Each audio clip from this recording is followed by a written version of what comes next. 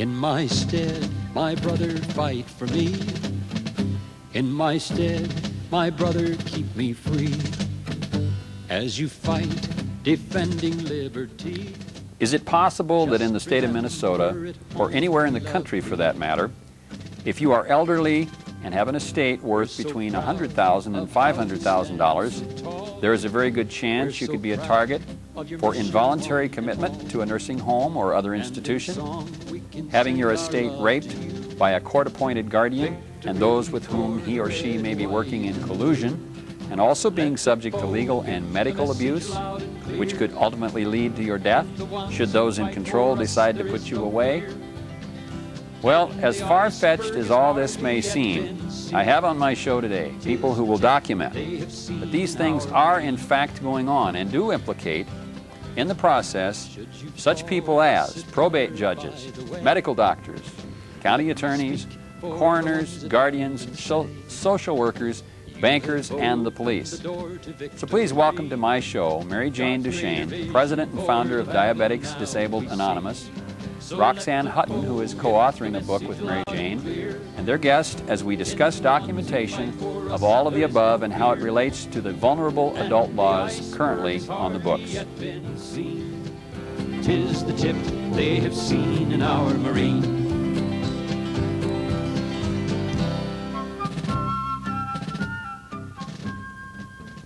Thank you for joining us again this week for the second part of this, what I think is an important series of two shows. I'm Terry Kennedy, the host of The Truth As I See It, and joining me today is a gentleman that I've had on a previous show, Warren Higgins, and you're the mystery guest. I'm sorry that we weren't able to get your name on there, Warren. But without anything further, I just want to welcome back on my show Mary Jane. It's nice to have you with me again. Thank you. And Roxanne, good to have you here. Good to be Warren, here. it's a stretch. Okay, good to see you again. Before we go any further, Warren, you're going to be talking to us a little bit later, just a few moments in, about some specifics regarding the county attorney, because you've got a lot of experience in that arena.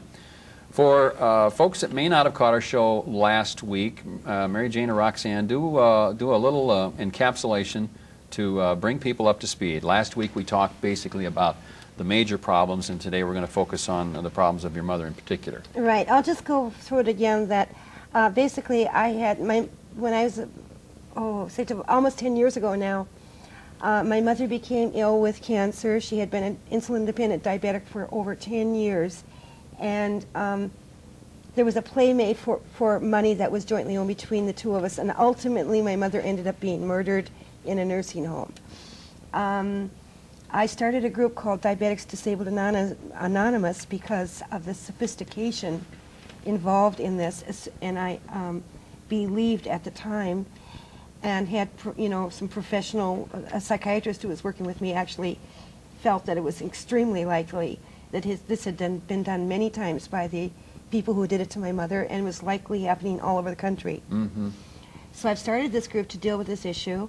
A lot of the problem has been the Minnesota Vulnerable Adult Law, but it's inheriting the conservatorship and guardianship proceedings, and the trend to disregard the family's role in taking care of their own relatives and so on. And I'm writing a book with Roxanne. She became involved interested in this story about 3 or 4 years ago now. I think it's about that, and we're writing a book together about this. Yeah, can I give the working title here? What is it? The Woman Who Wouldn't Die? The woman who would not die. Yeah. We wanted to use a title that was positive because we're trying to find the good in this situation. And also, it's kind of a misnomer in that there's actually 2 women here. There was Jane Duchesne, who was murdered, but through the actions of her daughter Mary Jane, she hasn't really died. Been gone. Her case is not dead and buried. Her case is still very much alive. It's not in vain as well. It's not in vain. It's not for nothing. Yeah, her death has to be for something positive has to come of this. Yeah. Because I feel as though, and as I mentioned last week, this is just the tip of an iceberg, Yes. and if it's happening in Minnesota, it's happening all over the country. Well, it's not that she died. I mean, I think she had cancer, and she would have died in about 3 years or something like that. She would have eventually died.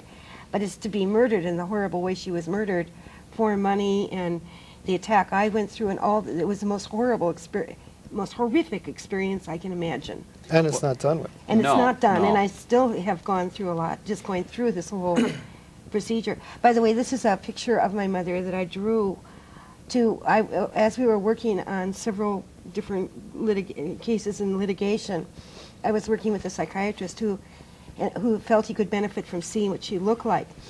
So and I'm an artist, so I drew to the best I could from my memory. This is roughly what she looked like. About Before the time she was, about the time she went into the nursing home, before she had her insulin taken away. Okay. Well, this might be a good point to jump off into the chronology of this. Back in the mid-'80s, Mary Jane was an artist working in London. Your main business was doing portraits. So people would go in for a makeover, and then she would do a portrait. Okay. For So we're- Revlon. I was working for Revlon International, yeah. We're talking about very, very quick, accurate portraits. And then one day the phone rang. Well, actually, she wasn't home. The message was on your I was machine, living right? between London and Copenhagen because my fiancé was Danish. So I was, there was a message left on my answering machine when I would check that in London all the time.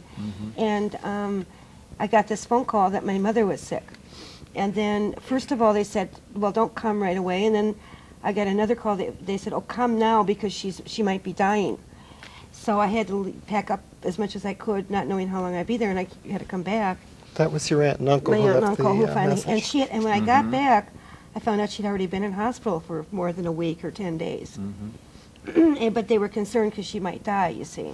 So that's why they wanted me back right away. And By then, had they already begun to reduce the... no, because they particularly were concerned. That's why actually I mentioned last week that the first thing my uncle said to me, and my uncle, I hardly knew my aunt and uncle. They had been people who were very distant from us. Their son was a doctor. I think they always felt that they were better than my mother and myself and my father, who was a cabinet maker. And they just, I hardly knew them. I kept a distance. My mother did not get along with Bessie Krause. My uncle's name was Roger Krause. And my Bessie Krause and my mother, she was quite hostile to my mother. My mother did not like her. And so I didn't know them. But anyway, when he came to pick me up from the airport, the first thing he said to me, or the only thing he said to me that evening before they drove back to their house was, what about the money? Where's she going to be buried, and what about the money? So that was a strange, that led me to believe something was really wrong there in the beginning. And I think, see, they didn't know where the money was. I knew where the money was. Oh, you know where it was at. Because all the money was in joint accounts with me, and I'm the only one that knew where the books were.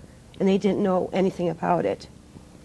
What, let me just jump in here with something that is so, it's so outrageous that it's almost hard to believe, and that is the fact that, as I understand it, your mother was fine one day. The nurses had looked at her and written up a pretty good report. She was not doing well, but she was okay basically. And then the next day, this doctor reduced her insulin by 60%. And then that's when you got a call from him, and he said, "Your mother's not doing well. You better come see her." No, he didn't. He didn't call me. He wrote me a letter. This is jumping ahead We're going quite a way, ways here. We're We're going to still- run out of time if we don't. Okay. I'm telling Yeah, you, because right. Let me I think see, we've let me gotta see give if a I can very pull it brief- together a we little need to bit name here. names, and we need to get to some What happened specifics was, here. by the time she came back to America from overseas, they had already started the wheels in motion. And basically, since she was trying to find a good nursing home for her mother, and she did find one out of Dakota County, they started to have trouble because they were working with a social worker by the name of Ken Reichstadt, and he's a Dakota County social worker, so if they moved her out, she'd be out of the jurisdiction. Okay. So they had to do something. They, on the pretext of taking her out to dinner, they took Jane DeShane out, and then they took her to dinner, took her to the social worker's office, where they grilled her for hours until she was willing to say on tape pretty much